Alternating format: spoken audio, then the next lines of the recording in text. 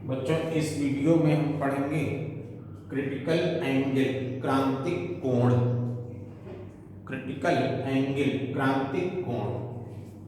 देखिए भाई, हम रिफ्रैक्शन ऑफ लाइट, प्रकाश का अपवर्तन पढ़े हैं कि जब प्रकाश की किरण एक माध्यम से दूसरे माध्यम में प्रवेश करती है तो अपने मार्ग से विचलित हो जाती है। जब लाइट रे एक मीडियम से इंटर करेगी दूसरे मीडियम में तो अपने पाथ से डेविएट हो जाएगी। इसमें दो चीजें हम लोग पढ़े थे। अगर लाइट रे रेयर मीडियम से डेंसर मीडियम में जाएगी तो रिफ्रैक्शन के बाद वो नॉर्मल की ओर विंड होगी, नॉर्मल की ओर विंड होगी।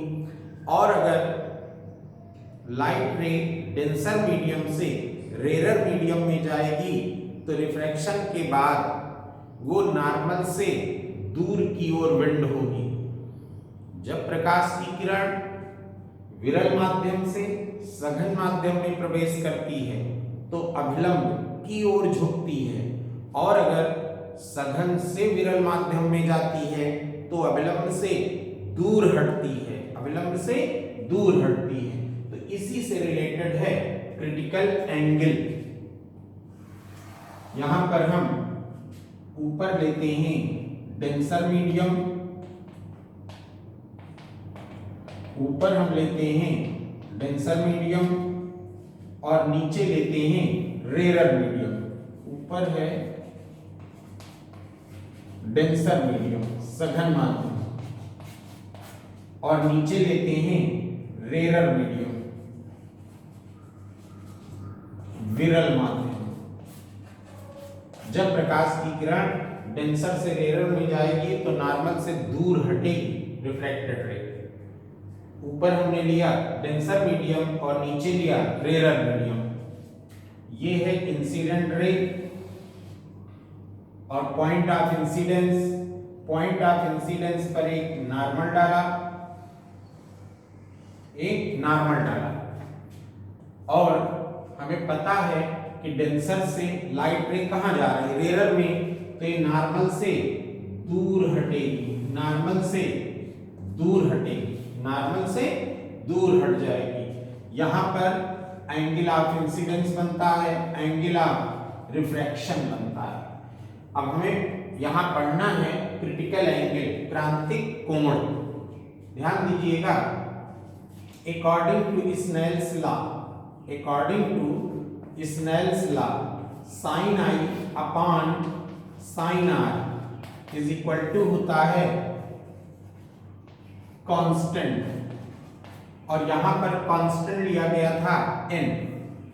Sign i upon sine r की जो वैल्यू है वो हमेशा कांस्टेंट रहेगी। इसका ये मतलब हुआ कि अगर i 0 तो r 0, अगर i बढ़ा तो r बढ़ेगा, i घटेगा तो r घटेगा। तो यहां पर देखिए भाई, इंसिडेंट रे और नॉर्मल के बीच जो एंगल बना है वो एंगल ऑफ इंसिडेंस है, आपतन कोण है। नॉर्मल और रिफ्रैक्टेड रे, अभिलंब और अपवर्तित किरण के बीच जो कोण बना है, एंगल बना है, इसको हम कहते हैं एंगल ऑफ रिफ्रैक्शन, अपवर्तन कोण। अब हम आई बढ़ाएंगे तो आर बढ़ेगा, आई बढ़ाएंगे तो आर बढ़ेगा। तो ध्यान देना यहां पर। अब हम क्या करते हैं कि जो इंसिडेंट रे है इसको थोड़ा और बेंड कर देते हैं। जब हम और थोड़ा बेंड करेंगे तो बेंड करने का मतलब कि एंगल ऑफ इंसिडेंस बढ़ जाएगा। जब एंगल ऑफ इंसिडेंस बढ़ेगा तो अपने आप एंगल ऑफ रिफ्रैक्शन भी बढ़ जाएगा, एंगल ऑफ रिफ्रैक्शन भी बढ़ जाएगा। इसी तरह से अब हम इसको और बेंड कर देते हैं, इंसिडेंट रे को और बेंड कर देते हैं। और बेंड करने का मतलब ये हुआ कि एंगल ऑफ इंसिडेंस हमने और बढ़ा दिया। जब एंगल ऑफ इंसिडेंस हम बढ़ाएंगे तो एंगल ऑफ रिफ्रैक्शन भी बढ़ जाएगा। और जैसे जैसे आई बढ़ाते जाओगे आर बढ़ता जाएगा।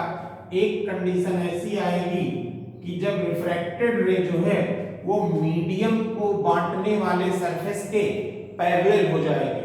अब पैरेलल होने का मतलब ये हुआ कि एंगल ऑफ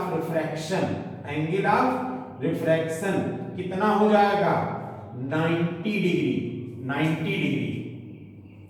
तो उस कंडीशन में यहां पर जो एंगल ऑफ इंसिडेंस बनेगा उसे कहा जाएगा क्रिटिकल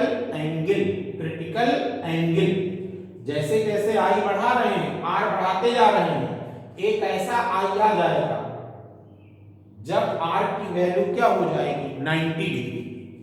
तो ध्यान दीजिएगा क्रिटिकल एंगल है क्या, सघन माध्यम के लिए वो विशेष आपतन कोण, सघन माध्यम के लिए वो विशेष आपतन कोण जिस पर विरल माध्यम में अपवर्तन कोण 90 डिग्री हो जाता है, सघन माध्यम के लिए वो विशेष आपतन कोण जिस पर विरल माध्यम में अपवर्तन कोण की वैल्यू क्या हो जाती है 90 डिग्री, उसी विशेष आपतन कोण को कहा जाता है क्रिटिकल एंगल, क्रांतिक कोण। डेंसर मीडियम के लिए वो एक पर्टिकुलर एंगल ऑफ इंसिडेंस जिस पर रेयर मीडियम में एंगल ऑफ रिफ्रैक्शन की वैल्यू क्या हो जाती है 90 डिग्री, उसी पर्टिकुलर एंगल ऑफ इंसिडेंस को कहा जाता है क्रिटिकल एंगल, क्रांतिक कोण। इसी में हम देखेंगे relation between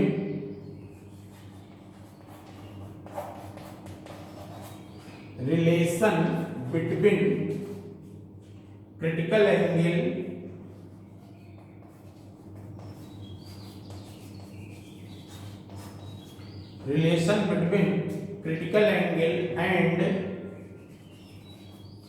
and refractive index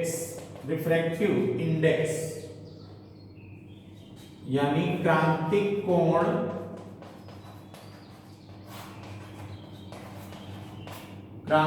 कोण तथा अपवर्तनांक में संबंध,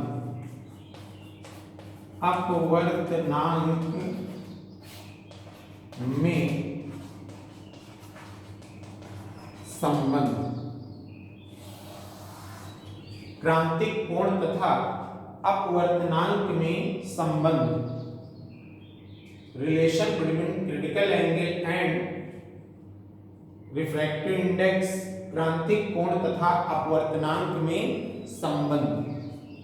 ध्यान दीजिएगा भाई, हम स्नेल्स लॉ से चलते हैं।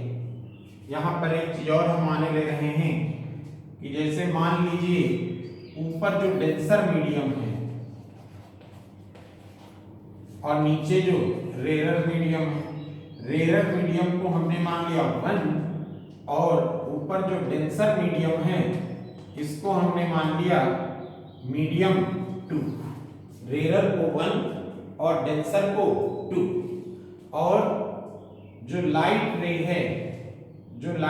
है वो डेंसर से कहां जा रही है रेयर में। ये हम क्रिटिकल एंगल की कंडीशन दिखा रहे हैं C, और यहां कितना बनता है 90 डिग्री। तो ध्यान दीजिएगा भाई, अगर लाइट रे सेकेंड मीडियम से कहां जाए फर्स्ट मीडियम में, तो according to Snell's law second से फर्स्ट में आ रही है लाइट रे, तो हम रिफ्रैक्टिव इंडेक्स को लिखेंगे 2n1 और स्नेल्स लॉ होता है sin i upon sin r = n। इसको पढ़ा जाएगा रिफ्रैक्टिव इंडेक्स ऑफ मीडियम 1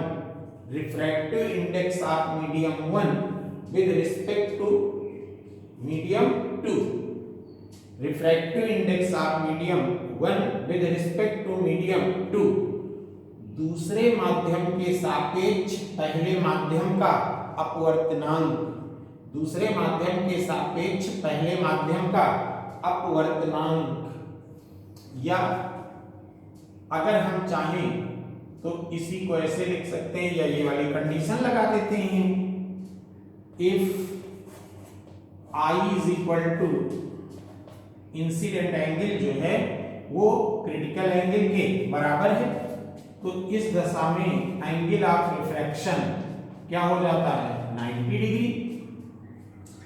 तो अब ये हो जाएगा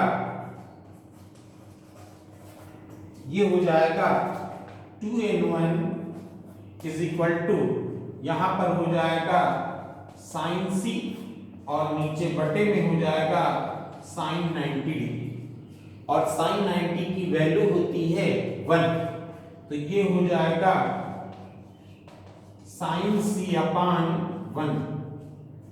अब हम दर्जा पलट देते हैं तो इसी को लिख सकते हैं 1 upon 2n1 is equal to 1 upon sine C, और with the help of principle of